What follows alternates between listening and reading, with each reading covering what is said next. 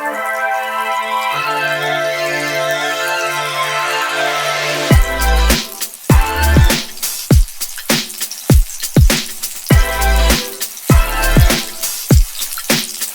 guys, so I'm just sitting at the table in the dark with the ceiling fan on, trying to get myself together. So anyway, I'm going to get up and I'm going to make some southern fried cabbage. I'm excited. This is how I've always made my cabbage. Well, I have different variations of it, but to be honest, I like this variation a lot. So let's just get into the video. If you haven't subscribed to the channel and you want more of what I have to give, please hit the like, subscribe, and the notification bell so that way you can be uploaded each and every time I upload content. Yes! Alright guys, so let's get into our cabbage, southern fried cabbage. So I have a fairly large size cabbage, and then I have a fairly small size.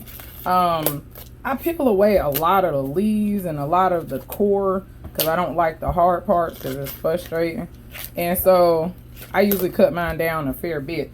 It's just me and my family that's eating, so you know, you can double this portion size, triple it, whatever you want. So I'm starting out by taking off some of these more you know, visible leaves that are not desirable, and so I'm gonna cut my cabbage down, and I'm gonna show you how I cut mine down. All right, so now I'm getting ready to cut up some bacon. I'm gonna probably do about 5 pieces. These are not the thick cut. If they're thick cut, I would say do about 2 or 3 pieces, and I'm just gonna cut them up in small pieces.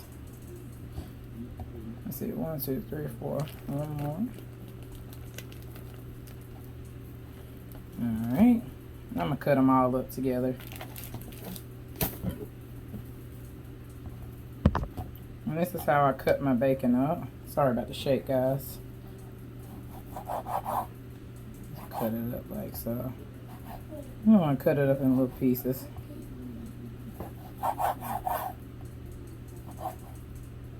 Just like so.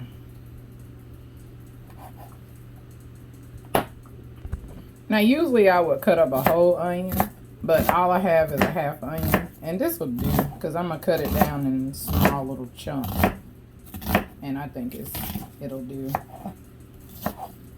If not, we'll have to make a run for it at the store, but I'm gonna try to make it stretch. Sometimes you gotta do what you gotta do, yeah, baby. Alright, y'all, I'm getting my pan nice and hot so that way I can go ahead and saute the bacon. And as you can see, this is an older pan. For whatever reason, this is the only pan I like making my cabbage in. It's done been through the wire, but I love this pan. It's like no matter how much money I have, I like this pan for my cabbage. I done tried cast iron and everything else. Alright, y'all, I'm getting my pan together so that way I can start sauteing my bacon. As you can see, this is an older pan. I love this pan. I done tried every pan from new to old, and this is the one to get my cabbage right. So y'all bear with me because this is my baby. All right, so I'm gonna go ahead and get this bacon rocking and rolling, y'all. Quit playing games. And you just want to fry it until it's done. Bless you, Camden. So now that your bacon is done, you want to take it out.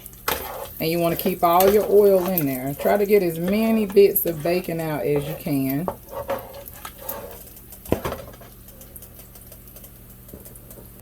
Now this is where I'm getting ready to fry those onions in that bacon grease.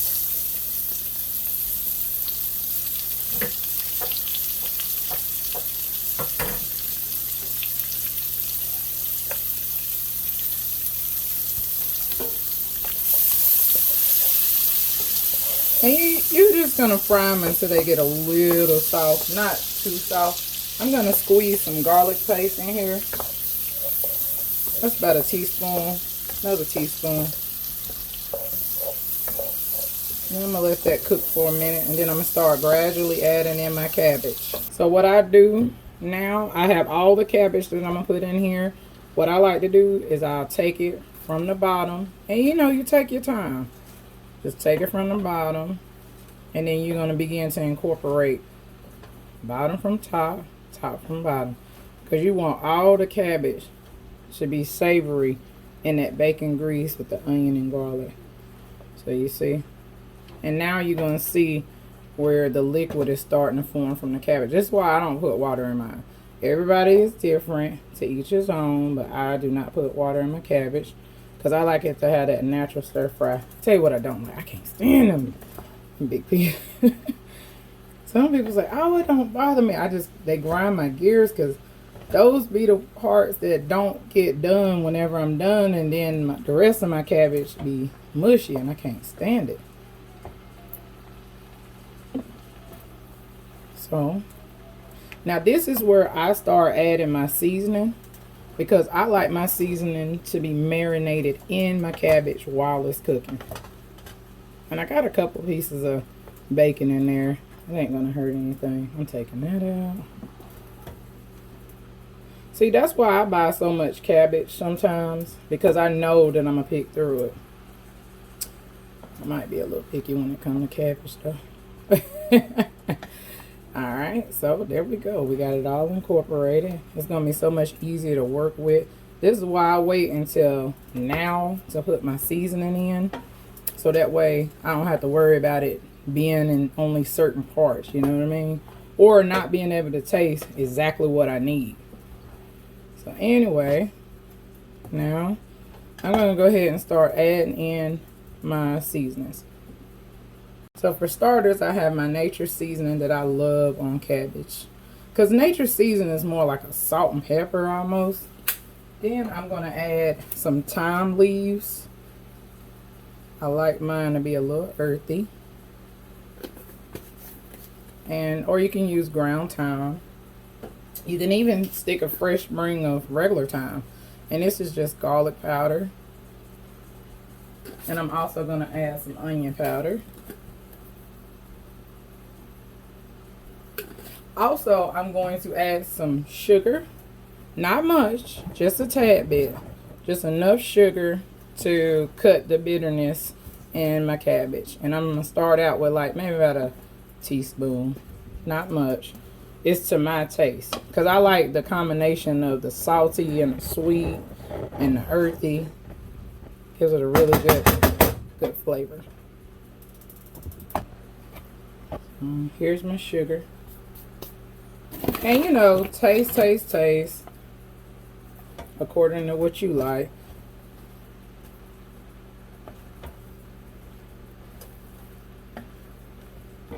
And now I'm going to add a little apple cider vinegar. And when I say a little bit, I mean like literally maybe about a teaspoon of apple cider vinegar. I'm also going to go ahead and add my bacon back, because what happens is I don't like my bacon to be crispy in the cabbage. I like it to be kind of like rehydrated, like well done but rehydrated. And I am going to add a little bit more sugar. And what I mean by the rehydrated, what happens is once it cooks down, it'll be like that texture that you see whenever you cook them old-fashioned green beans, or you know, any old-fashioned vegetable. So I am adding a little bit more sugar, and then I'm going to let this cook down. I'm going to let it cook down until it gets to the texture that I like it. You might like it at this texture right here. I don't know. You have to taste as you go. Just don't take it for granted, and don't leave it on the stove too long, because it will get mushy and I don't know, it won't be as great. I like mine with a little bite to it. So we'll come back. I'm going to give it about a good, maybe about 7 minutes. And remember, I don't have any liquid in here. And so I'm just going to make sure that I watch it. Watch.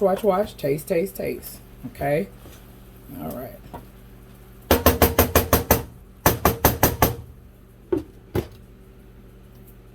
All right, y'all. Let's see where we at. Ooh la la. Yes, this is perfect. I couldn't help myself, y'all. Yes, this is the consistency that I want mine. This is perfect for me, actually. So now I'm gonna add some pepper.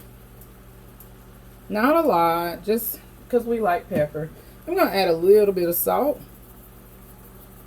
And again, not much, just a couple of sprinkles. And there, that's all she wrote, folks. Man. Give y'all a close up. Yeah. Alright, I'm going to put some in a bowl. So that way you guys can get a better close up because this thing is smoking. And I'm going to read the quote. We're going to be out. Alright guys, I wanted to give y'all a roundabout approach. Y'all see how smoking hot it is? Oh my God. So, anyway, I want to encourage you guys to continue to love yourselves, love out loud, love each other. I love you guys so very much. And the quote says as follows. Don't feel sad over someone who gave up on you. Feel sorry for them because they gave up on someone who would have never given up on them. Let that sizzle in your spirit. Yeah. I love you guys. Y'all take care. And until next time. Peace.